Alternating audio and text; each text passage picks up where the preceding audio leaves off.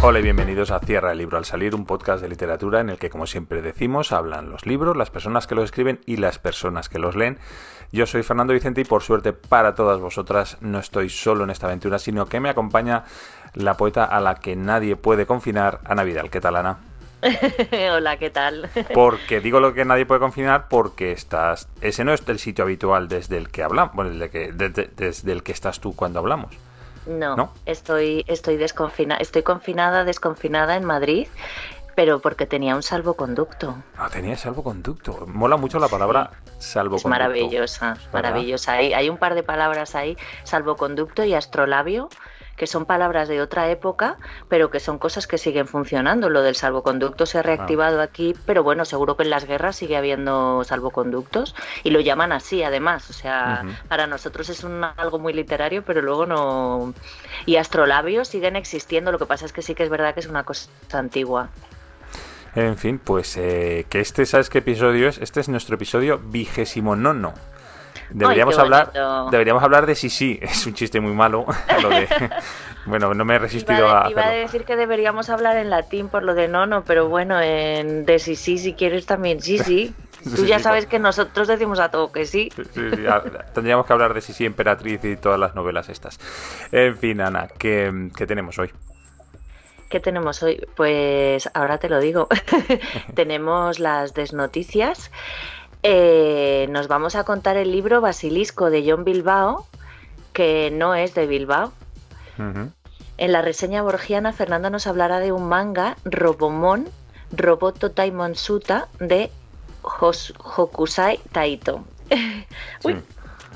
Y en el oído por ahí yo no he oído nada, pero igualmente lo voy a contar porque tengo mucha cuerda. Que estaba fijándote en tu somos el negativo y el positivo, porque yo llevo una camiseta, bueno, no.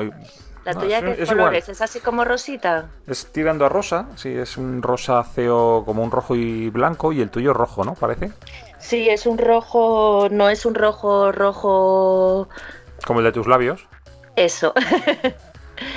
Pero imagínate el día que me pongo una camiseta azul me tendría que pintar los labios de azul. Podríamos hacer una compra en común de camisetas y combinarnos, ¿no? Y salir siempre. Hombre, yo creo que deberíamos tener una camiseta del programa ya. Y una taza de café del programa. Total. Y dentro echamos lo que sea, ¿no? Tú echas cerveza, yo echo whisky, lo que haga falta. Lo que haga falta. Bueno, pues si te parece, Ana, como siempre, sí. Para ir más rapiditos y más ágiles, comenzamos con las desnoticias. Anda, venga, cuéntame una de esas noticias que nunca son noticia en realidad. Pues te voy a contar una desnoticia muy divertida, bueno, que nos podemos seguir riendo mucho tiempo. English as She Spoke es el título original, el título original es O Novo Guía de Conversação, en portugués e inglés, en duas partes. Es el título de una guía de conversación portugués-inglés que fue publicada en 1855 por Pedro Carolino y José da Fonseca.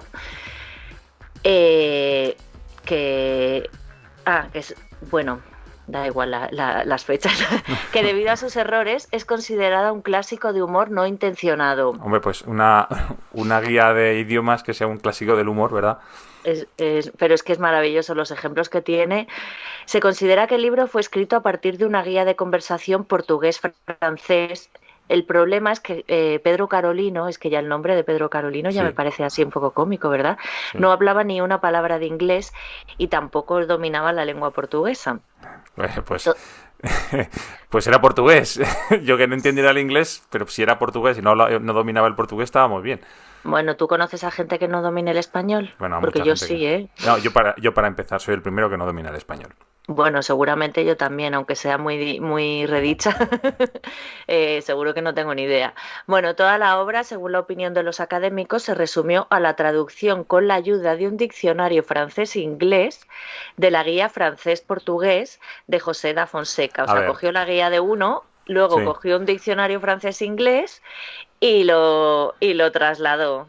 Y se perdió en el traslado. Es traducir del portugués al inglés a través del francés. Tiene mérito, para además no saber inglés. Claro. Y si te descuidas, a lo mejor ni sabía. Necesitarlo. A lo mejor no sabía ni francés tampoco. Mm. ¿Cómo es eso de la ignorancia es atrevida? Mm. Claro, además en esta época, o sea, estamos hablando de que se publicó, digo, en 1855, pues ahí no se publicaban tantos libros, no habría tantos libros, bueno, ya había guías y todo eso, pero digamos que publicas eso y bueno, pues la gente se lo cree y ya está, y luego al final te das cuenta de que es mentira, ¿cuánta gente habría engañado? Me recuerda un poco al niño que hizo lo del escocés, el niño escocés que hizo Sí, el que algo. hablamos, el que tradujo la Wikipedia o sea, el niño americano que tradujo la Wikipedia no era exactamente escocés, era como el inglés que se hablaba en la Escocia angloparlante, digamos, no los que Ajá. hablaban escocés, pero sí, que hacía eso, que traducía sin tener ni pajolera idea de lo que estaba haciendo. Mm. Pues esto es algo parecido, sí. 100 años antes, o ciento y pico años antes. Sí, bueno, pues el libro, como decía, se usó el diccionario francés-inglés de la guía francés-portugués de José da Fonseca. El libro fue publicado en 1855 en París y Lisboa. El descubrimiento del potencial cómico que tenía el libro lo hizo un británico de Hong Kong, que de visita a Macao lo encontró como libro recomendado para las clases de lengua inglesa para los niños. O sea, imagínate qué consecuencias puede tener hacer algo así, ¿no? Claro, Eh, porque Macao igual sería una colonia portuguesa, imagino, ¿no? Si Macao me parece que era colonia portuguesa, entonces a los niños les enseñaban portugués, o sea, les obligaban a aprender portugués, entiendo, y para aprender inglés usaban esa guía. Uf. Total. Y entonces este británico escribió para un periódico londinense un artículo sobre el libro y lo dio a conocer al mundo, ¿no? Ujú. Una de las primeras personas en expresar su opinión sobre esta obra fue el famoso escritor estadounidense Mark Twain, que escribió una introducción para la edición publicada en Estados Unidos. Buah. Fíjate, ¿eh? Nadie puede aumentar el absurdo en este libro, nadie puede imitarlo con éxito, nadie puede reproducirlo. Es perfecto, no tiene ni va a tener parangón. Su inmortalidad es cierta. Y aún hoy se publica English as she is spoke bueno, donde sea que lo publiquen. A ver, yo imagino que, claro, que será especialmente gracioso para los ingleses, ¿no? Porque entenderán los defectos gramaticales, porque tú y yo a lo mejor algunos los cogemos, pero hay otros que se nos escapan cuál es el defecto gramatical que hace graciosa la expresión y la traducción. Sí. Eh, Ay, ahora espérate porque lo estaba buscando. estás buscando Sí, algún pero ejemplo, ¿verdad? quería buscarlo en español, claro. Y lo encuentro, y no lo encuentro o sea, en Wikipedia, digo, me gustaría buscarlo en Wikipedia en español. Ujú. Ah, sí, aquí está. Para decir alguna de las frases. A ver. Bueno, pues Que eso, que yo, en resumen, antes de que te doy tiempo así que busques las frases, en resumen, esto es un señor que sabía poco portugués, bueno, poco portugués, sabía portugués, era portugués, con lo cual sabía portugués, pero no era digamos, un filólogo, y decide traducir, bueno, enseñar inglés mediante un libro, un idioma que no domina, y lo que hace es buscar una traducción o un libro ya que es un manual de conversación entre portugués y francés y a través de un diccionario de francés e inglés lo traduce al inglés. O sea, las probabilidades de que aquello salieran bien eran, no te voy a decir escasas, eran absolutamente nulas. O sea, no era imposible que acertara con ninguna frase. Así que es normal que los ingleses lo consideren un libro, pues eso, de humor. Y además, lo que has comentado de Macao, o sea, eso me parece genial. O sea, que es el libro de texto para aprender inglés para los niños de Macao. O sea, es increíble. los pobres niños de Macao que hablan en inglés, Claro, por eso. imagínate, mira, a mí esta es la que más A ver. graciosa me ha parecido. ¿Qué hora es? Que sería en inglés What time is it? Lo tradujo como What o'clock is it? ¿Qué del Así reloj que es más o menos? What o'clock is it? Sería ¿qué es del reloj? ¿O de qué reloj? No, de qué reloj es, no, pero ¿qué es del reloj?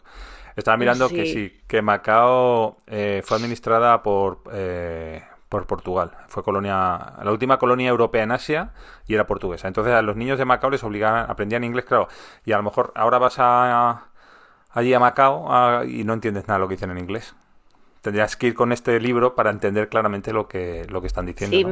me recuerda un poco también a aquello que hablamos también de un idioma que venía de la ficción, que habían llegado unos libros que en realidad Sí. y que era un idioma inventado y entonces habían mantenido palabras de ese idioma inventado, ¿no? O sea, cómo se Ujú. construye la realidad. En la realidad a veces es tan ficticia que es increíble. Sí, sí, es cierto. La realidad está construida por la ficción, no al revés. No, la ficción, yo creo que más veces la realidad está construida por la ficción que la ficción por la realidad. Mira, te voy a comentar yo una noticia también, que además de estas cosas que a ti te gustan mucho, cuando la leí digo, uy, la tengo que comentar porque es las típicas noticias y historias y cuentos que a ti te gustan mucho. Bueno, se llama, no sé, estamos hablando, fíjate, estábamos en Macao, que es una provincia, es una zona de China, y seguimos en China, así que no sé lo que voy a pronunciar, si lo pronuncio bien o lo pronuncio mal, ¿vale? Vamos a hablar del Nushu, que el Nushu es una escritura secreta de mujeres chinas. ¿Vale? En una provincia concreta de China, en el sureste, en Hunan o Hunan, que es muy montañosa, prácticamente el 80% es montaña, las aldeas se quedaban aisladas durante muchos siglos del resto de China, incluso unas aldeas se quedaban aisladas respecto a otra. Y en ese sitio tan aislado nació el Nushu, que es el único sistema de escritura mundial en el mundo que se creó exclusivamente para ser usado por mujeres, que lo crearon mujeres exclusivamente para ser usado por mujeres y cuya enseñanza no se transmitía nunca a los hombres, solamente a mujeres. Nushu en chino significa precisamente eso, escritura para mujeres, y adquirió gran importancia durante el siglo XIX en China porque permitió dar cierta libertad de expresión precisamente a las mujeres que estaban bastante reprimidas. Bueno, no tenemos por qué decir, ya sabemos, las sociedades, ya no te digo orientales, incluso las occidentales del siglo XIX, la importancia, la libertad y la consideración que se tenía hacia las mujeres, pues bueno, era la que era. Esta forma de escritura se vino a descubrir otra vez a partir de 1980 y la última mujer que la utilizaba falleció hace 16 años. Lo que ocurre que, gracias a las redes sociales, en esta ocasión han servido para algo, pues un grupo de expertos ha ido revisando, porque desde el 80 sí que se hicieron muchas grabaciones, pues han ido revisando todos los datos que se tienen, todos los ejemplos que se tienen de ese idioma, y lo están recuperando, ¿no? Y de hecho está viviendo en China, entre las mujeres chinas, una segunda vida a través, sobre todo, de Facebook, ¿no? Porque sabes que en China no está Facebook, ¿no? Utilizan otras redes sociales. Pero a través de las redes sociales. Estaba buscando un momentito en el lenguaje chino, porque voy a explicar un poquito en qué consiste esto de Nushu. Y estaba buscando el chino, qué tipo de idioma es, porque yo tenía la idea de que el chino es un idioma que está basado en la entonación más que en la fonética. Pero bueno, estoy mirando la Wikipedia y es muy difícil, es muy largo Es difícil aprender chino aquí en un momento mirando la Wikipedia. No, estaba mirando más que aprender, saber de qué tipo de idioma es, pero bueno, vamos a pensar qué es lo que yo decía. El Nushu es una escritura fonética, ¿vale? Silábica. El chino no es silábico, el japonés sí. En el japonés cada signo representa una sílaba, salvo los kanjis que representan ideas abstractas, escriben por sílabas. Bueno, pues en este caso el Nushu también es un idioma silábico, que el chino me parece que no lo es. Entonces, inicialmente lo empezaban a escribir con ramas de bambú afiladas, como haciendo pluma, ¿vale? Como si fuera una pluma, y con tinta que era con los restos de la comida que se quedaba en el fondo del wok cuando cocinaban, que se quedaba quemada porque estaba en más contacto con el aceite o con el fuego. Pues ese resto negro quemado, con eso lo diluían, hacían una tinta y con cañas de bambú escribían, ¿vale? Como las chinas tenían prohibido hablar de sus sentimientos, de sus opiniones, y solamente se les permitía trabajar en el campo, empezaron a utilizar ese idioma que no transmitían nunca a los hombres para dejarse señales las unas a las otras, pues acerca de, pues me siento mal, me ha pasado esto. Empezaron a crear un idioma inventado totalmente, solamente para poder comunicarse las mujeres de la aldea entre sí o con mujeres de otras aldeas cercanas en esta zona de China que te he dicho que está tan aislada. Entonces llegaron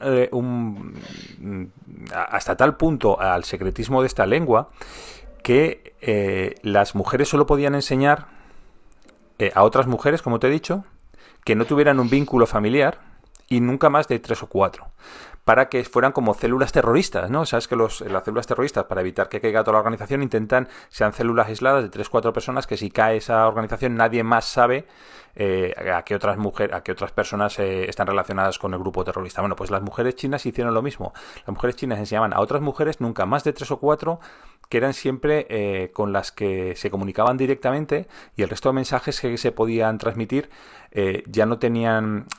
A ver si me digo, se hacían de una manera pública porque era un idioma secreto, pero no sabían exactamente quién era el receptor. De tal manera que lo que hacían era, digamos, unos grupos de hermanas de sangre, de 4 hermanas de sangre, y eran distintos grupúsculos en esa comarca. Y una cosa muy bonita es que esto, incluso los signos no tenían nada que ver con el chino, con lo cual para el chino, es como nosotros cuando vemos signos chinos, que vemos rayas. Los chinos lo que veían eran también rayas, no entendían que eso podían ser signos silábicos que significaban algo. Y una cosa que es muy bonita y que a ti te gustará, es que llega un momento que la forma de comunicación, en vez de escribir con tinta, como te he comentado, bordaban.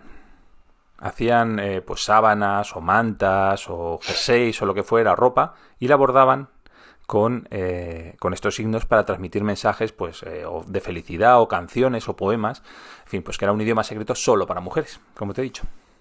Qué bonito, sí. Y fíjate que la tinta sale de los restos de la comida Sí, y luego lo bordaban, ¿no? Que es todo como bastante estereotípico femenino, sí, quizás, ¿no? La cocina, el bordado, o sea, claro, las funciones que les eran relegadas. claro. Es Y, lo que y podían hacer en público, sin que el hombre sospechara que estaban haciendo otra cosa distinta. ujú, pero se hablaba también, no solo se Sí, sí, escribía. sí, también se hablaba, pero el Nusu como idioma hablado en realidad es el dialecto no sé si del chino, bueno, el dialecto que se hablaba allí era exactamente el mismo. Lo que ellos hacían una transcripción es distinta a la oficial del chino, con lo cual podían Claro. escribir lo mismo de otra manera. Y no lo entendía nadie más que Claro, ellas. claro.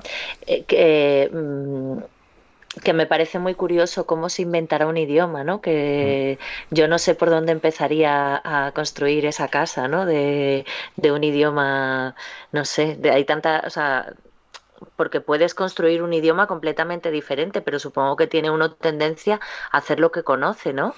Sí, y además, fíjate que eso es una cosa que se sigue haciendo, lo de inventar, aunque sea para la ficción. Por ejemplo, gran parte de las palabras que... O sea, el del Señor de los Anillos, Tolkien, inventó todo un idioma para sus personajes, para determinados personajes, y lo inventó entero, para luego, Élfico, sí. ¿no? Por ejemplo, para transcribirlo. Pero si nos vamos más cerca en el tiempo, en las series estas de Star Trek, por ejemplo, el Klingon es un idioma que tiene una gramática, y lo puedes buscar en internet si quieres aprenderlo, e incluso en Avatar, James Cameron contrató a un lingüista para que creara un idioma para los personajes estos azules que salen en la película, y que creó un idioma entero con gramática, con vocales, con pronunciación, y creó todo un idioma para ese personaje, para ese tipo de personajes. Pues nada, tenemos que inventar un idioma para Cierra el Libro al salir, Y uno hacemos que solo todo entendamos tú y yo. y hacemos un episodio Hacemos un entero. podcast que solo podamos entender ¿Entendés? nosotros.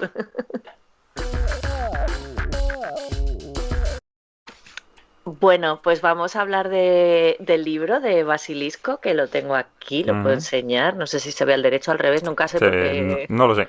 Yo ahora lo estaba viendo bien. Vale, bueno, de todas maneras es bastante... Además, mira, me encantan los libros es de la editorial Impedimenta, me encanta porque vienen con una especie de marcalibros que es como una portada chiquitita. Ujú. Aunque yo tengo mi manía es que me gustan los marcapáginas alargados así típicos, ¿no? Bueno, el libro Basilisco está escrito por John Bilbao. No es el último, sí, sí. Eh, sí, la primera edición es de marzo del 2020. Yo tengo aquí en mis manos la tercera edición ya. John Bilbao, como decía antes, no es de Bilbao, es de Ribadesella, nació en el año 72, es ingeniero de minas y licenciado en filología inglesa. A lo mejor sabe inventar un idioma. es autor de los libros de cuentos como Una historia de terror. Ay, un momento, perdón.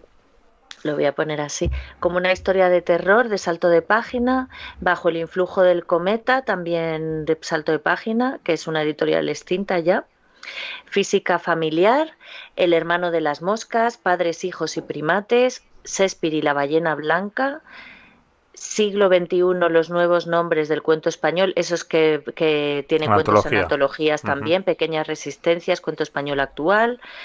Y en Impedimenta ya, porque los libros anteriores de los que he hablado son todos de salto de página, y en Impedimenta ha publicado el volumen de relatos Stromboli, que la verdad es que es cuando publicó ese libro, cuando le empecé a conocer, y el tríptico El silencio y los crujidos. Actualmente reside en Bilbao, Ujú. donde trabaja como traductor, por eso también hay mucha gente que a lo mejor que piensa que es de Bilbao.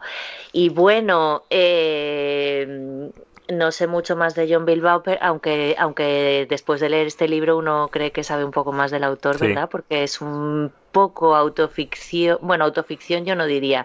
Yo creo que deberíamos recuperar la palabra autobiográfico, ¿no? Es muy difícil. A ver, para empezar, bueno, es un libro, no es una novela al uso. Si alguien No. pretende leer eso y pensar que está leyendo una novela, no es una novela.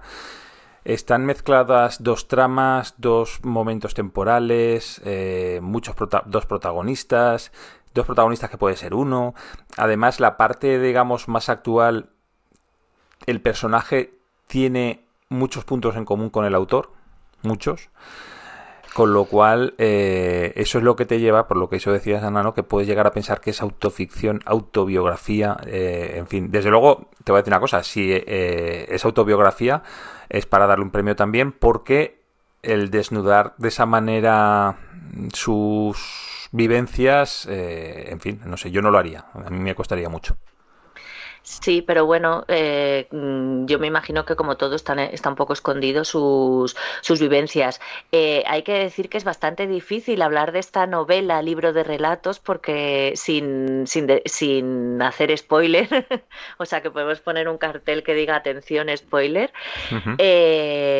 Como decías, hay dos protagonistas y hay un momento que incluso aparece el propio autor en el Sí. libro, o sea que se nos muestra la vida de verdad del propio autor.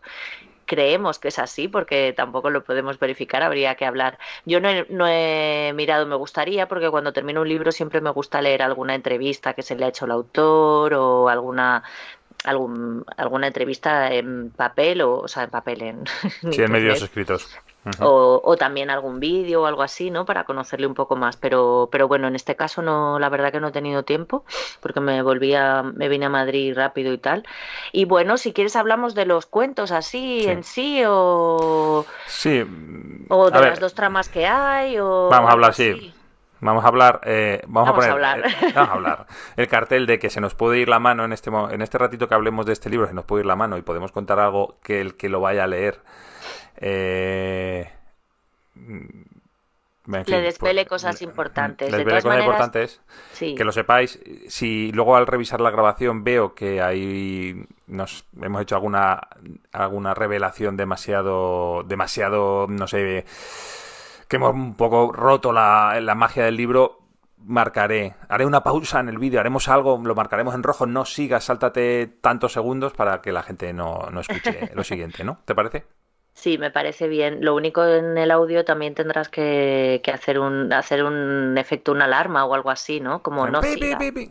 Sí, atención, spoiler, atención. Que me acuerdo que cuando decidimos leer este libro yo vi que era una novela, Ujú. ¿no? Lo que decías antes, yo vi que era una novela y luego cuando la empecé a leer decía, pero que esto no es una novela, esto es porque dicen que es una novela. Y tú que ibas un poco más avanzado me decías, sí, yo creo que ya entiendo por qué es una novela, ¿no? Y ahí poco a poco lo íbamos Sí. entendiendo que realmente cuando lo has leído completamente ya entiendes que puede ser una novela, aunque cada cuento es perfectamente independiente. Sí, además es un libro que tiene una estructura compleja, porque Mm, lo que hemos dicho antes, está narrado, en dos tiempos, o sea, son dos partes, dos elementos temporales, una es en el presente o un presente muy cercano, otro es en el lejano oeste, podríamos decirlo, es que no sé cómo llamarlo, segunda mitad del siglo XIX en Estados Unidos. Hay una parte también que está en Estados Unidos en el presente, pero bueno, que está relacionada con el presente. En fin, es una estructura súper compleja. Cuando lees el libro, lo que dices tú, Ana, cuando lees el libro dices, vale, sí, yo entiendo la estructura, veo que esto es una unidad. Es un libro que es una unidad, tú lo lees entero, es una unidad, pero que puedes leer los cuentos por separado, los cuentos que aparecen, algunos de los cuentos que aparecen, y es una historia perfectamente... bueno, que es autónoma y funciona muy bien como cuento. De hecho, mira, ahora estaba pensando que, bueno, como he dicho, es una parte es en el antiguo oeste o en el oeste típico que vemos en las películas de los indios, los vaqueros, los confederados, los federales, los no sé qué, en esa época, que hay cuentos o hay partes de esa trama que me recuerdan a esta película que protagonizó Leonardo DiCaprio. Titanic. No, no. Titanic no. En el oeste, que es de un tío que se queda aislado en medio de la nieve. Ay, ¿Ese es Leonardo DiCaprio? sí, es Leonardo DiCaprio. Espera, mientras hablamos lo voy buscando. Bueno, pues esos cuentos, hay un par de cuentos precisamente de que el protagonista está en una cabaña y que se dedica, es trampero y se dedica a cazar no sé qué animal y luego lo intercambia por bienes, en fin, etcétera, que me recordó mucho a eso, a esa película. Y es muy en la línea de la revisión que se hace de las cosas de las historias del oeste que se están haciendo ahora en los últimos años, muy en esa línea, ¿sabes? Y de hecho, por ejemplo, el primero de los cuentos de esa trama, o bueno, o la gran parte de los cuentos de esa trama, porque hay una parte muy grande, el de la araña, me recordó mucho, digo esto lo podría hacer perfectamente Tarantino o algún director de estos así más modernos, le pega perfectamente esa historia, ¿verdad? Sí, sí, hay muchos muertos. Hay muchos muertos, hay mucha sangre, es muy violento. El Renacido era la película, que es del 2015. Ajá, que se parece Revenant. también a una que hay de Robert Redford, puede ser. O por lo menos el personaje se parece así con las barbas Sí, también. y...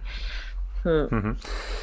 Es que no, yo estoy aquí intentando dar vueltas al libro sin decir nada para luego no liarme a poner muchos spoilers, Bueno, pero es que es mira, muy da igual, difícil. el que Vamos, quiera que bueno, que tal. sepáis que a partir de ahora igual ya lo destripamos todo. Bueno, digamos que en el libro la trama antigua, o por lo menos es lo que yo he entendido, son cuentos que escribe, vamos a dar por hecho que los escribe, porque no sé si los escribe o no, que los escribe el personaje que está en la trama actual, ¿no? Reflejando su propia vida o sus vivencias o su forma o lo que le está ocurriendo, pero trasladado a 200 años antes.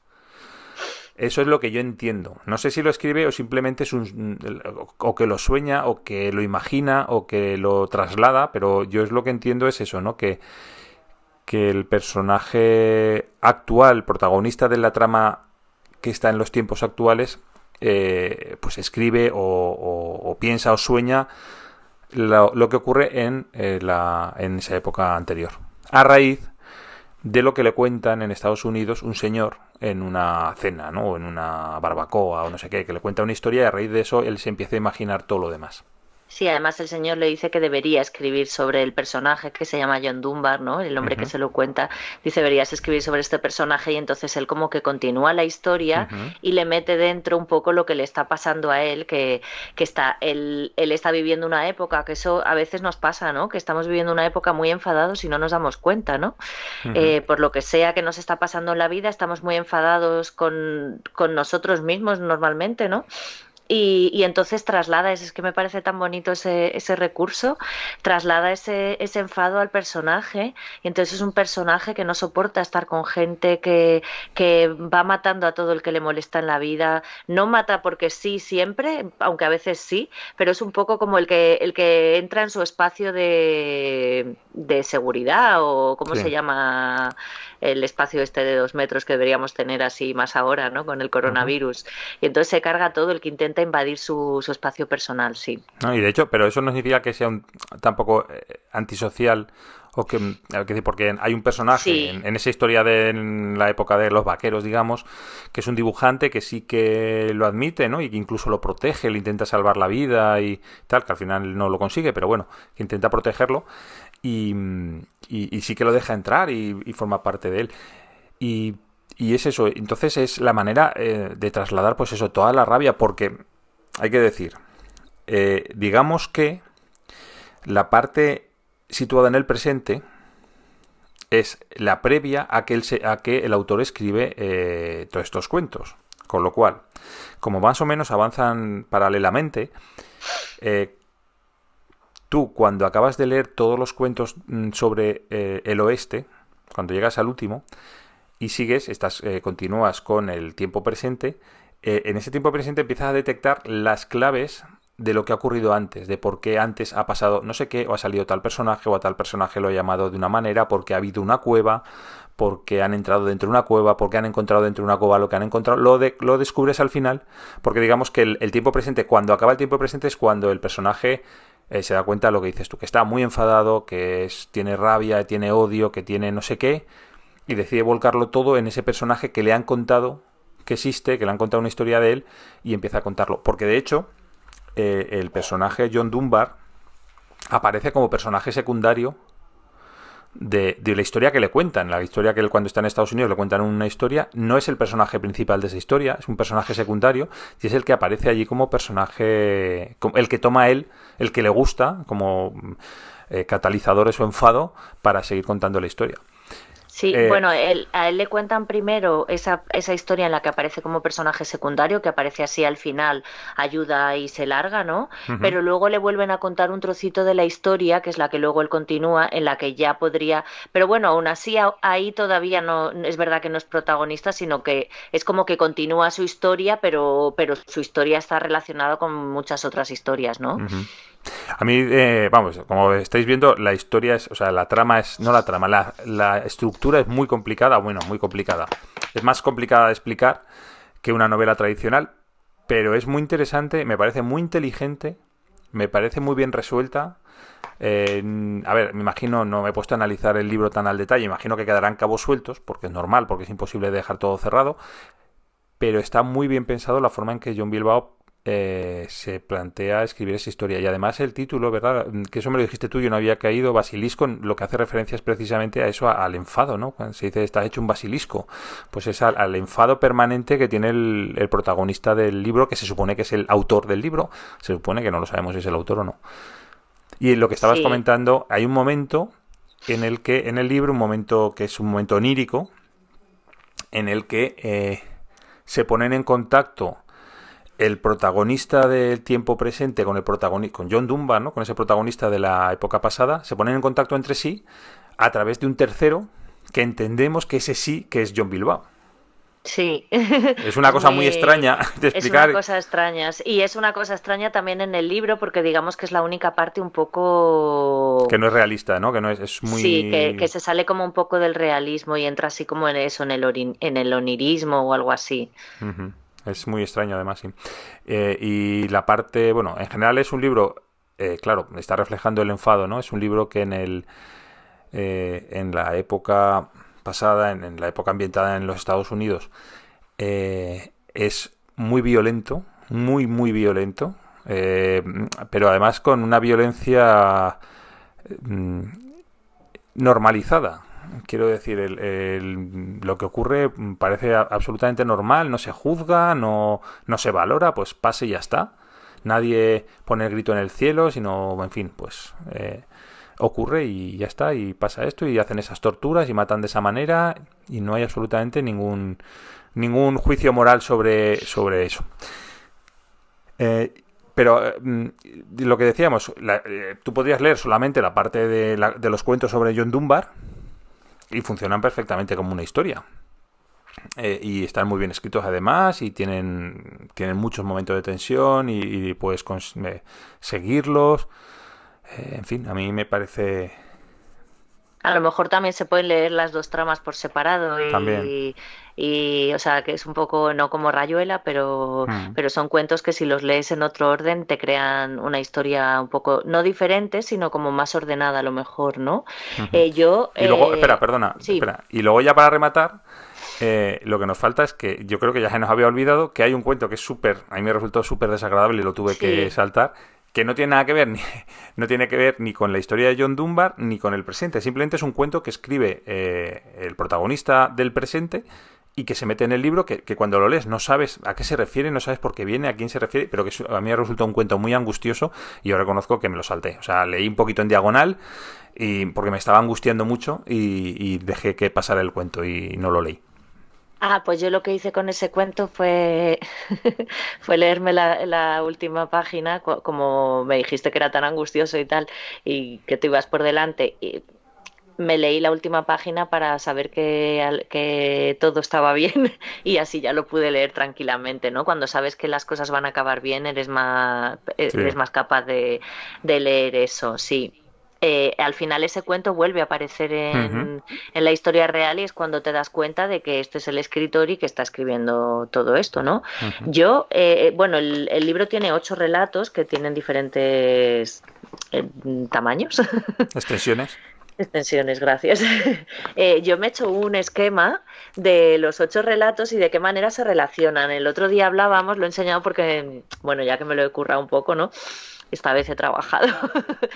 El otro día hablábamos de que este libro no solo está completamente relacionado entre sí, sino que al final es como un mapa.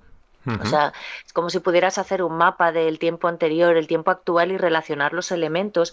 Y hay un montón de elementos que se relacionan, que salen en ambas historias y sobre todo eso te das cuenta al final. Pero, por ejemplo, hay Tupper Composite, yo no sé si te acuerdas, pero en la casa del hombre, del antiguo profesor, le dejan la comida con los posit de para cuándo es cada comida y cuando va a casa de sus padres, la madre también le ha dejado al padre los Tupper Ujú. con posit. Sí.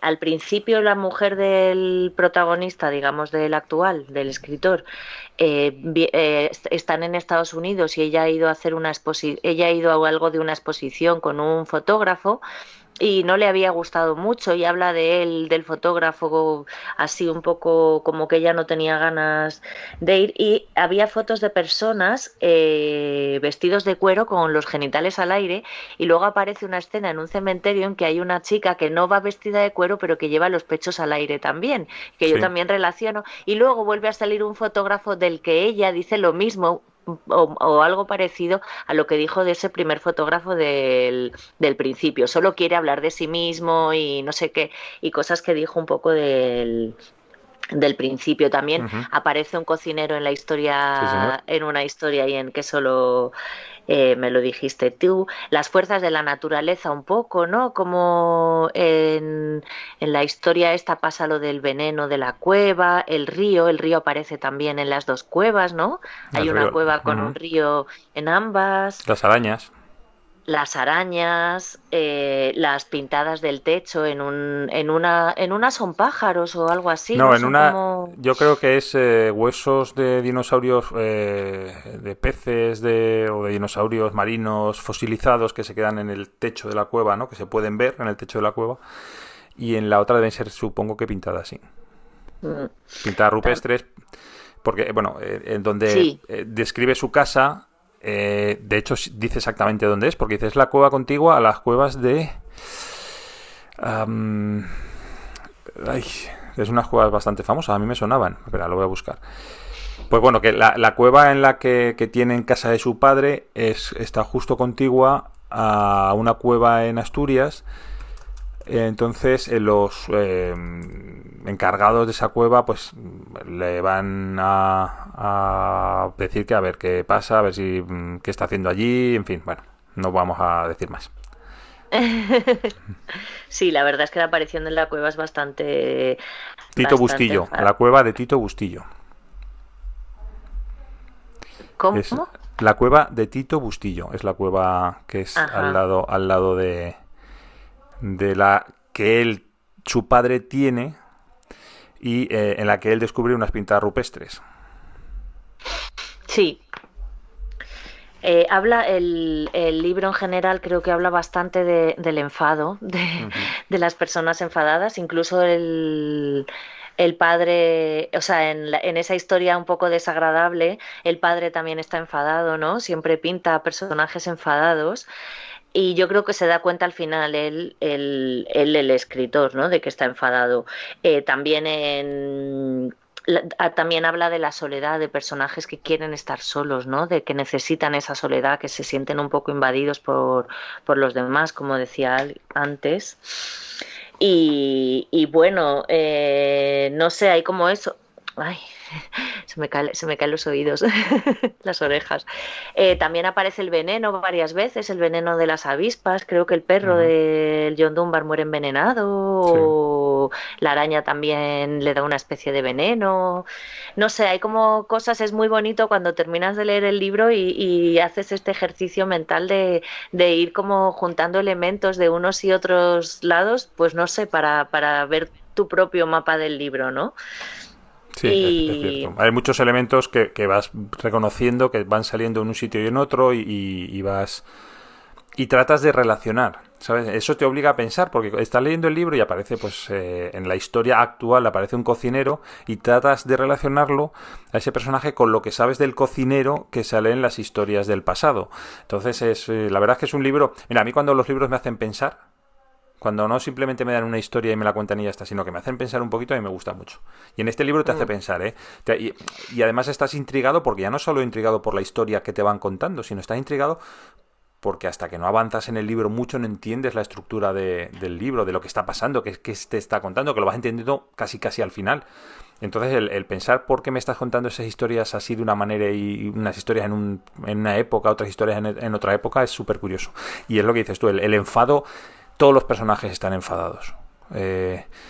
O no sé, o sí, bueno, podríamos decir que es que todos los personajes están enfadados. todos los Desde del mundo. todos los del mundo, no, pero que por ejemplo ves, el protagonista del tiempo actual, el escritor, está enfadado con su pareja, con su... Aunque no lo diga, aunque no lo manifieste de una manera clara, se le nota que hay una incomodidad, ¿no? Un enfado con su pareja, incluso con su hijo, con sus padres. Su padre está enfadado con su madre está enfadada con su padre. Eh, Incluso cuando le invitan a comer su amigo cocinero y no sé qué, también hay un momento de tensión en esa comida, que no es una comida tampoco agradable, ¿no? Acaba como de una manera muy brusca. En la época del pasado, los expedicionarios también parecen como enfadados entre sí, los dos hermanos, no, no sé, es un libro en el que orbita el enfado por todas partes. Es verdad, la mujer del primer cuento, la que les invita a comer, está enfadada todo el rato también. Sí, Es que exacto. eso, o sea, digamos que el basilisco atraviesa No, todos los todo el personajes. libro y todas las historias y todos los Ujú. personajes, y en ese sentido está incluso el niño, el enfado que tiene el niño y cómo se le pasa también, ¿no? Está muy bien. Yo lo que me parece, por lo que estás contando, porque a mí me resulta un poco desagradable cuando estás, por ejemplo, viendo una película o leyendo un libro y no entiendes nada.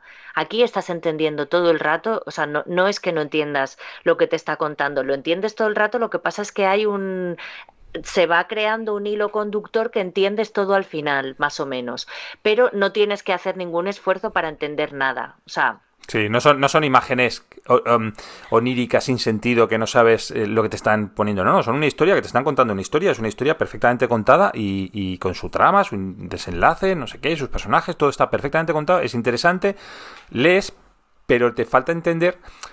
Vas avanzando en la comprensión de cómo se monta toda la estructura a medida que lees. O sea, no te lo dan mascado al principio. Tienes que leer todo el libro para entender lo que el libro en su conjunto es, ¿no? Que es lo que creo que tratas de explicar tú. claro, sí, pero quiero decir que es un poco molesto cuando lees y Sí. no entiendes y hasta el final no lo entiendes, ¿no?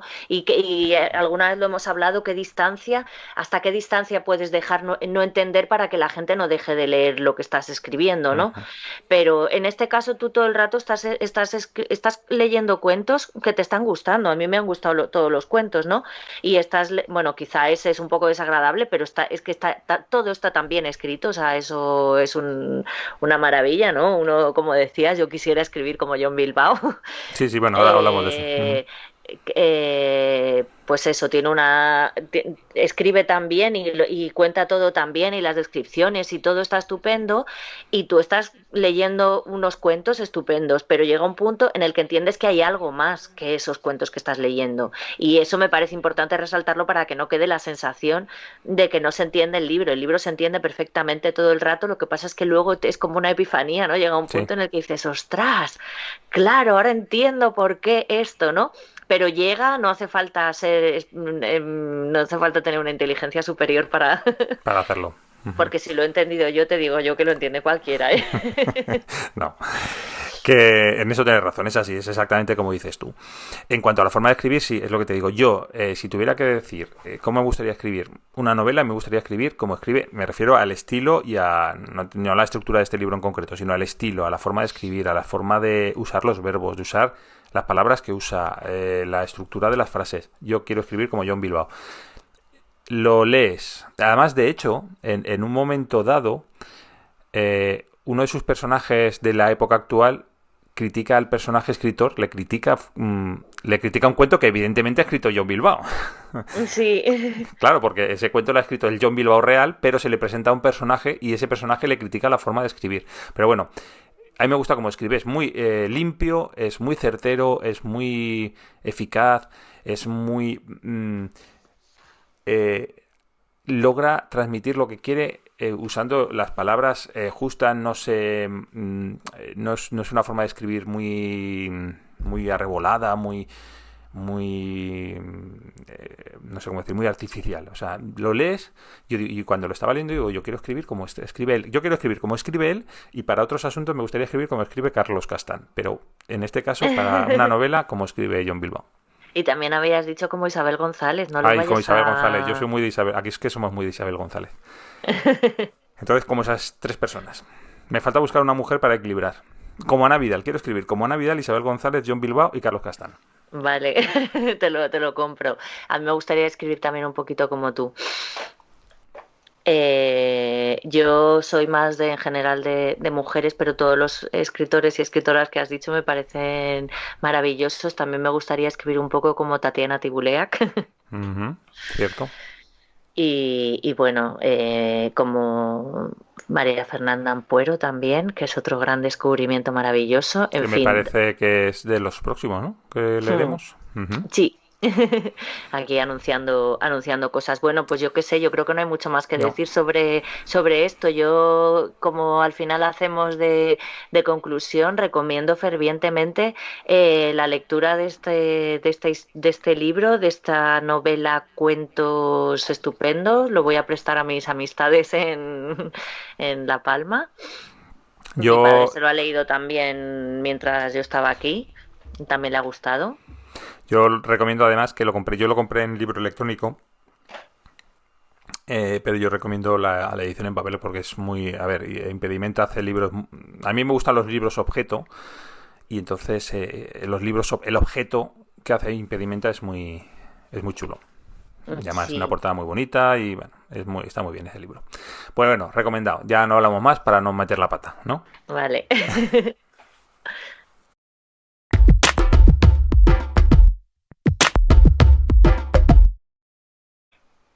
Fernando, ¿me cuentas una reseña borgiana?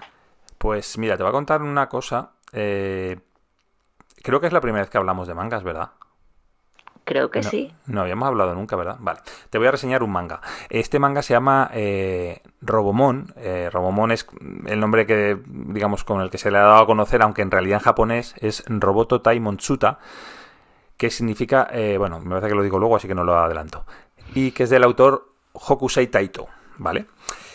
Según la Wikipedia, ahora voy a leer Wikipedia tal cual, el manga japonés constituye una de las tres grandes tradiciones historietísticas a nivel mundial, junto con la norteamericana, la estadounidense y la franco-belga. Abarca una extensa variedad de géneros y llega a públicos muy diversos, es una parte muy importante del mercado editorial en Japón y motiva múltiples adaptaciones a distintos formatos, a series de dibujos, a películas, a videojuegos, etcétera. Cada semana o cada mes se editan nuevas revistas con entregas de cada serie al más puro estilo del folletín, protagonizadas normalmente por héroes cuyas aventuras en algunos casos seducen a los lectores durante muchos años. El manga se considera que nació a principios del siglo XX. Vale, eso es Wikipedia pura y dura. Bueno, en Japón cada año, fíjate, se venden más de 1.000 millones de volúmenes. No digo de ejemplares, ¿vale? 1.000 millones de ejemplares de manga, normalmente en blanco y negro, impresos en papel barato, aunque también se publican en algunos casos determinadas ediciones más lujosas, en color, en mejor papel, mayor formato, en series más cortas y que normalmente están destinadas a coleccionistas o a fans de la serie, ¿no?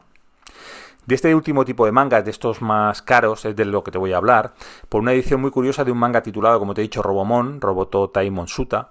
La traducción de esto sería robots contra monstruos, ¿vale? Roboto Taimonsuta sería robots contra monstruos, pero se le conoce normalmente como Robomon. Si busquéis en Google, bueno, en Internet, Robomon, vais a ver que es un nombre que es muy utilizado para muchas cosas, con lo cual vais a encontrar desde aplicaciones de software a personajes, a dibujos. Bueno, pues uno de ellos es este Robomon del que te estoy hablando. Este Robomon lo escribió y dibujó entre el año 1969 y 1972 Hokusai Taito, que era sobrino nieto de Hokusai, que es el famoso pintor del cuadro La Gran Ola de Kanagawa, que salió en el libro... ¿Qué libro? En Düsseldorf no hay ni puede haber leones. ¿Qué estuvimos hablando aquí? Bueno, pues esa sabéis que ya los hilos conductores nos van saltando de programa en programa. Desde que hicimos ese programa, he visto un montón de olas de Hokusai, como es lo de poner la atención en algo, Sí, pero sí, lo he sí. visto de mil maneras diferentes, en Lego incluso. Sí, de hecho, el término manga dicen que lo inventó Hokusai, precisamente, que la traducción literal de manga, la palabra manga del japonés al español sería garabato, ¿vale? Porque decían que eran dibujos rápidos, garabatos, entonces lo llamó mangas. Y este Hokusai, el Hokusai antiguo, bueno, creó ese nombre y hay muchos dibujantes japoneses que no les gusta nada porque piensan que su trabajo no es un garabato, sino que exige mucho trabajo y tal. Pero bueno, eso es al margen. Bueno, como os decía, el sobrino nieto de Hokusai, Hokusai Taito, dibujó y escribió entre el 69 y el 72 Robomon. Vale. Robomon narra las aventuras de un científico que crea un robot gigante autónomo, Roboman, para luchar contra los monstruos que salen del mar y atacan las costas japonesas. Estos monstruos surgen o nacen de las mutaciones provocadas por los residuos nucleares y de otro tipo que la humanidad está arrojando al mar. Bueno, como ves, es un argumento muy reconocible que apunta a las obsesiones típicamente japonesas acerca de la monstruosidad, de la energía nuclear, de la ciencia, de la relación del hombre con la naturaleza. En fin, bueno, lo hemos visto en muchos... Un poco del ataque de Hiroshima y Nagasaki ataque también. Hiroshima, luego lo que más tarde, porque es de los 80, fue Mazinger Z, que también, ¿no? Que era como un robot que luchaba contra otros robots malvados. En fin, bueno, el Godzilla, por ejemplo, que también es muy de eso. Bueno, está muy en ese tipo de línea. El argumento es bastante aceptable para el manga, pero el estilo pictórico de Hokusai Taito era rompedor, era casi underground, ¿no? Estamos hablando de finales de los 60, aunque todo este tema del Flower Power y tal, a Japón no llegó muy tarde de una manera, porque la sociedad japonesa es de otro estilo. Sí que estaba muy influenciado por los dibujantes underground americanos, entonces el estilo de ese manga él no lograba que ninguna editorial principal de mangas lo publicara. Y logró que lo publicara una revista que se llama Garo, que es una revista muy famosa de manga experimental, y ellos decidieron hacer frente a la publicación y lo empezaron a publicar. Sorprendentemente, Robomon fue un éxito y disparó las ventas de la revista. Entonces la revista lo que decidió es sacarla del formato revista. O sea, digamos que las primeras aventuras de Robomon iban dentro de las páginas de la revista como una historia más dentro de las que había, pero se dispararon tanto las ventas que lo que decidieron fue sacarlo como una edición aparte. Entonces ellos publican la revista Garo y aparte Robomon. Entonces lo que disparó tanto las ventas, adquirió tanto poder dentro de la editorial Hokusai, que lo que propuso es que el último episodio de cada temporada, el último capítulo de cada temporada, además de la edición normal en blanco y negro, barata, sacarán una edición limitada en color, en un formato más grande, pues para coleccionistas, ¿no? Y entonces eso es lo que hicieron en el año 69, en el año 70 y en el año 71. Llegamos al año 72, la cuarta temporada. En la cuarta temporada lo que ocurrió es que el dibujo se hizo más simple, pero el argumento se hizo muy, muy complejo, súper complejo, ¿no? Tenía saltos temporales hacia adelante, hacia atrás, acertijos, referencias a cuadros de su tío. Al parecer dicen que Hokusai Taito en esa época había empezado a experimentar con drogas, con heroína, con drogas alucinógenas, etcétera, y entonces había hecho una obra totalmente ya experimental, se quedaba corta, era súper extraña, pero se vendía muy bien.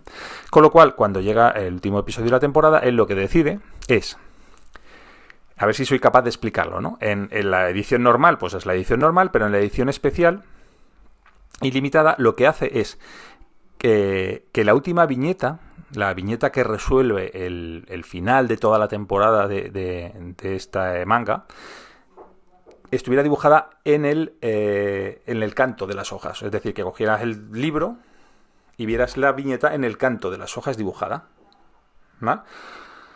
Una edición en color y una viñeta en color en el canto de las hojas con la última viñeta con la resolución de la temporada. Se lo aceptan, lo imprimen, empiezan a distribuirlo y él, cuando llega a una tienda, o no sé cómo se llama, un kiosco, se da cuenta que, claro, los lectores están viendo el final de la temporada sin necesidad de leer el libro, porque lo están viendo en el canto de las hojas.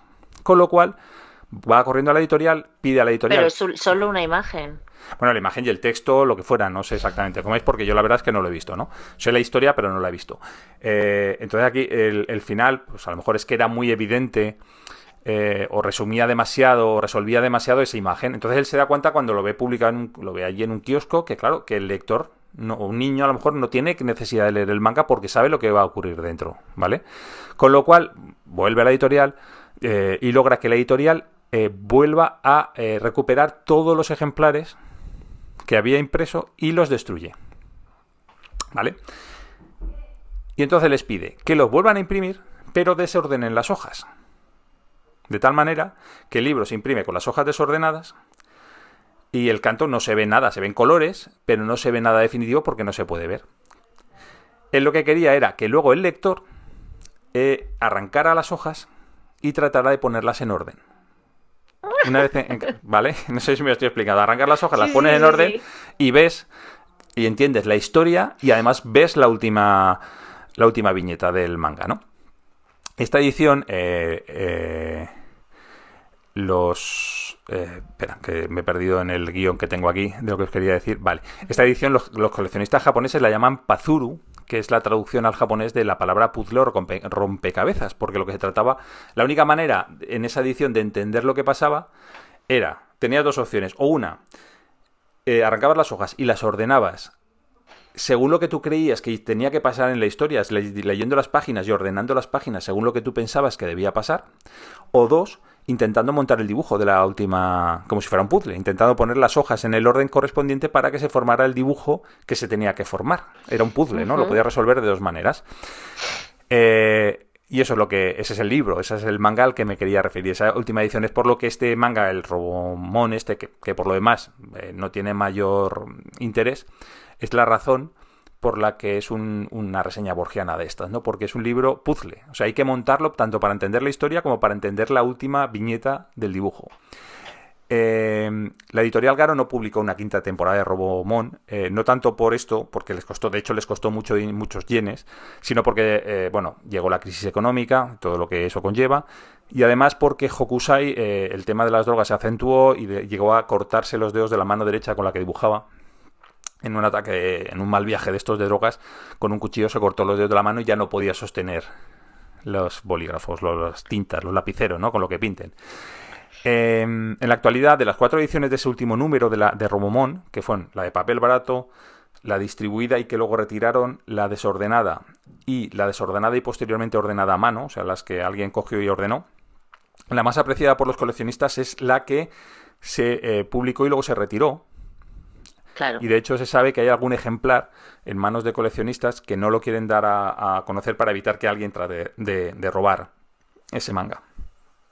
Pero fíjate, un libro puzzle. Aquí hemos hablado mucho de los libros desordenados, pero esto es un libro puzzle. Si lo quieres entender, o bien ordenas la historia o ordenas el dibujo, pero lo tienes que ordenar. Total, es un libro IKEA. Sí, es un libro IKEA.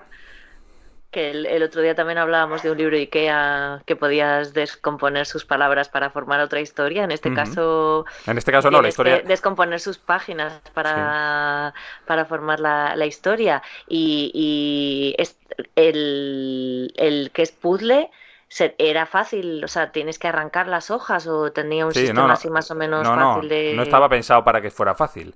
O sea, fue Ajá. una locura de estas que hizo este hombre y tenías que, no, te iba a decir con un cúter, pero no sé si en aquella época, en el 72, sí existían los cúters como los conocemos hoy, pero por lo menos arrancar las páginas y tratar de ordenarlas otra vez y volverlas a pegar y a coser. Que yo no sé si solo alguien lo haría, yo imagino que no, porque a mí me resultaría más fácil coger la edición barata. Bueno, si quiero saber lo que pasa, cojo la edición barata. ¿Me explico? Me la leo barato y ya sé lo que pasa, ya tengo no toco el libro, pero bueno, a lo mejor hubo alguien que le apeteció. Ya sabes que los japoneses, lo de construir y de construir cosas les gusta mucho. No sé cómo se llama eso de cuando se rompe una taza, que la unen con hilos de Con el oro. hilo de oro y una vasija más bien, una taza, no Una sé. taza, una vasija, algo de cerámica, Corazón. un corazón. Sí, qué bonito. Iba a decir algo y se me ha olvidado, lo siento, no me acuerdo. Pero qué chulo, claro, para un coleccionista es como un libro súper bonito, ¿no? Mm. Y realmente, claro, casi que merece la pena en el caso del puzzle tener dos. Uno para tenerlo bien tal y otro para arrancar las páginas o cortarlas con tijeras. O sea, ¿cómo lo harías? Lo ideal sería con un cúter así, cortando todas poco a poco o quitarle el lomo o algo así, Mm. ¿no? Sí. Pero tiene que ser bonito también arrancar las páginas así y... Un Qué trabajo, guay. te iba a decir de chinos, pero bueno, en este caso son japoneses. Estaba pensando que la locura es algo como que escondemos un poco debajo de la alfombra o en los armarios de la sociedad, pero que a la vez es algo muy brillante, la locura, Mm. ¿no? Como, bueno, no digo que este hombre estuviera loco, pero sí que tenía un poquito sí que era un poco loco todo esto, ¿no? Y realmente hay mucha genialidad en la locura. Mm. Y sin embargo los locos los tenemos encerrados. Pero claro, porque no todo es genialidad, también hay Ya lo me, mucha ya lo, incompetencia social o... Sí, pero los mediocres también suelen ser incompetentes sociales y los tenemos sueltos. Sí, estamos sueltos los mediocres y las mediocres. Bueno, Ana, y ahora que estás en Madrid, que has estado en Madrid y en Canarias, seguro que has escuchado un montón de cosas, aunque digas tú que no. Un oído por ahí me refiero, que has escuchado mucho, que Sí, has tenido un oído por ahí. pues mira, te voy a leer el oído por ahí porque realmente podría decir que no he escuchado nada porque en realidad casi que lo he escuchado todo, ¿no? Bueno, y la de cosas que me quedarán por escuchar. Claro que he sacado como cosas concretas, pero como a veces me las han contado otras personas y tal, no quiero como Traicionar su eh, confianza, sí, su confianza, su intimidad privacidad, y todo intimidad. eso. Entonces he hecho una especie de escrito resumen o no sé cómo llamarlo, de un editorial sobre mi viaje a Madrid. Todavía seguro que me quedan por pasar cosas porque me queda todo el día de hoy. No he oído nada por ahí, o mejor dicho, he oído muchas cosas. Llevaba más de un año sin visitar Madrid y me he encontrado de frente con un montón de recuerdos. Trataba de leer en el autobús o en el metro, pero el libro de fuera resultaba mucho más llamativo. Las calles de la infancia, mi antiguo colegio, el albergue juvenil de Mejía Lequerica 21, donde nos amenazaban llevarnos si suspendíamos, porque era un centro de personas con discapacidad intelectual, pero ahora es un albergue juvenil. Y Ah, siempre vale. nos decían, como no saques buena nota, te llevamos a Mejía Lequerica 21. El primer no beso en Colón, la gente tanta, tan diferente en todas partes, la primera vez que veo mi ciudad con mascarilla, ver a una mujer en un bar con la mascarilla puesta y que al quitársela sea completamente distinta y reconocible de sí misma, eso que hablamos, ¿no? De la ves con mascarilla, te imaginas una cara y la gente es otra completamente distinta Sí. y es muy llamativo. Si te fijas un rato en una persona y se quita la mascarilla y dices, ostras, qué pasada. Ir a una presentación, a la presentación del libro Eco de Carlos Frontera, en la que se habla de un rescate en helicóptero y que durante toda la presentación sobrevolase la biblioteca un helicóptero. Los corazones, escuchar a un médico decir este corazón está perfecto, no necesita más revisiones, y que alguien me hable de una mujer que tenía solo medio corazón y que prefirió vivir con él y por eso pudo morir feliz, y de un hombre al que se le rompió el corazón y se convirtió en un músculo alargado en mitad de una mesa de autopsias. Si vives en una ciudad como Madrid, oyes muchas más cosas, pero no te da tiempo a escribirlas. Mm. Ay, Está muy bien. eh, lo del corazón es súper bonito. Tú sabes que cuando se rompe el corazón está como unido, o sea, es un músculo todo envuelto en sí mismo que está unido por algo y a veces cuando se rompe lo que hace es como que se desbarata. Y alguien me contó ayer de un corazón desbaratado y que era un músculo alargado así encima y eso armándolo como una pieza de Ikea se convierte también en un corazón. Pues eso es lo que he oído por ahí. Pues está muy bien para los días que llevas ahí. Sí, si estoy un poco más de tiempo escribo un libro.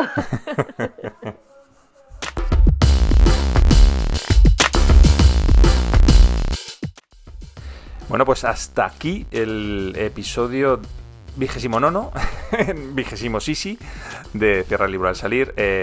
Como hacemos ahora, los agradecimientos los dejamos para el final y como yo tengo una memoria horrorosa y no me acuerdo nunca de a quién hay que agradecer las cosas, pues por favor, Ana, da gracias en mi nombre y en el tuyo a todo el mundo, por favor. Vale, yo agradezco en mi nombre y en el tuyo a Jara Vicente por las cortinillas. ¿De esa te acordabas o no? Sí, de eso sí. a, a Charles Matuszewski por la música y los jingles del programa y a Ana Nuria Corral por el logo, nuestro nuevo logo Green Turquoise. Y a Elvira Barrio, que no está, que no la utilizamos últimamente, no la usamos como traductora sincronizada, pero que esperamos contar con ella próximamente cuando tengamos entrevistas a destiempo. Y por supuesto estos otros agradecimientos a los de fuera, a la gente que no tiene nombre pero está ahí, te los dejo a ti. ¿A quién tengo la gente que nos escucha? Ah, sí. Bueno, pues eso, muchas gracias a todo el mundo que nos escucha, a los que nos ven en YouTube, a los que nos recomienda, a los que nos pone comentarios en las redes sociales, que estamos, sobre todo Facebook e Instagram son las que más utilizamos y en las que nos podéis utilizar. Sí, o sea, nos podéis encontrar, si nos buscáis en otra, en Twitter, en Tinder, en Mythic o en... ¿cómo se llama esta? No. Las de más de 50 años, ¿cómo se llama? No sé cómo se llama. No sé. Sí, no sé qué. En esas también. Que en serio, que mola mucho que hagáis eso. Porque nos hace llegar a más gente. Entonces, porfa, poner corazoncitos, manos arriba, comentarios, estrellitas, todas estas cosas que nos vienen muy bien. Ya veis que pedimos muy poco, no pedimos dinero ni nada. Más vale, es muy, muy triste pedir, pero más triste robar. Oye, se me ha olvidado, lo voy a decir aquí en público. Quería felicitarte porque fuiste ganador en el concurso del sillón de terciopelo verde con un relato estupendo sobre la venganza. Fuimos ganadores, ambos dos, porque sin tu ayuda no hubiera salido ese relato ni de casualidad. O sea que no fui ganador, fuimos ganadores. Así que enhorabuena a ti también. Enhorabuena, vamos a crear un nombre para el podcast, un autor del podcast para enviar relatos a los concursos. Exactamente. Que un placer enorme, como siempre, compartir este ratito contigo. Que tengas un feliz viaje de vuelta a las islas. Que te estén ahí esperando el mar en el color green turquoise habitual. Y que te bañe el mar y el sol de las Islas Canarias y que hagas y que estés en las nubes un ratito esta tarde o mañana, no sé cuándo es. Vale, yo deseo que estés muy bien en tus nieves perpetuas. y nada, pues adiós, muchas gracias. Sí, te falta algo. Venga, cierra el libro al salir. Cerrar el libro al salir. Beso, adiós.